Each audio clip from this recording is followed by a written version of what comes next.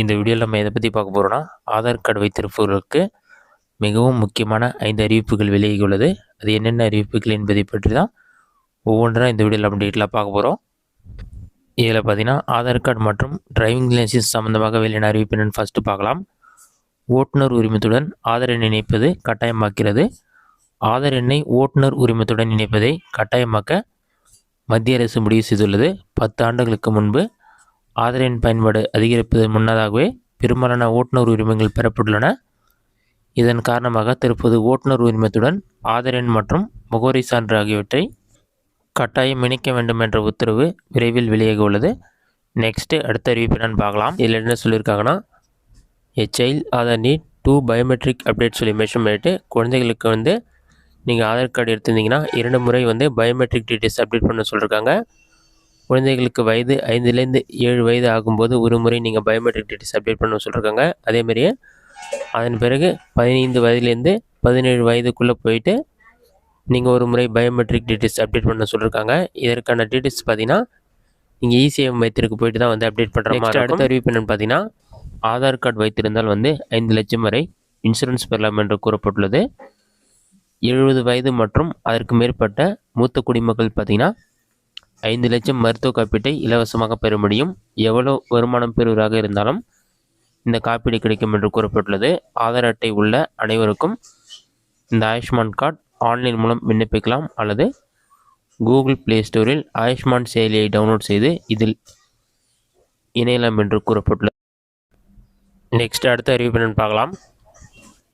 Online கேமிங்க்கு இனி ஆதார் கட்டாயம் என்று கூறப்பட்டது.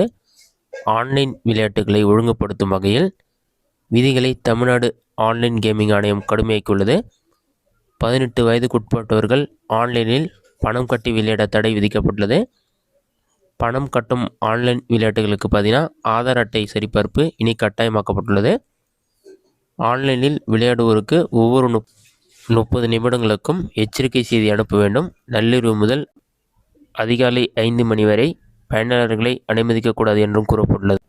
நெக்ஸ்ட்டு ஆதார் கார்டு வாங்கி 10 வருடத்திற்கு மேலே ஆகுனா ஆதார் கார்டு டீட்டெயில்ஸ் கண்டிப்பாக அப்டேட் பண்ண சொல்லியிருக்காங்க. இது சம்மந்தமாக அவங்களோட வெப்சைட்லேயே கொடுத்துருக்காங்க.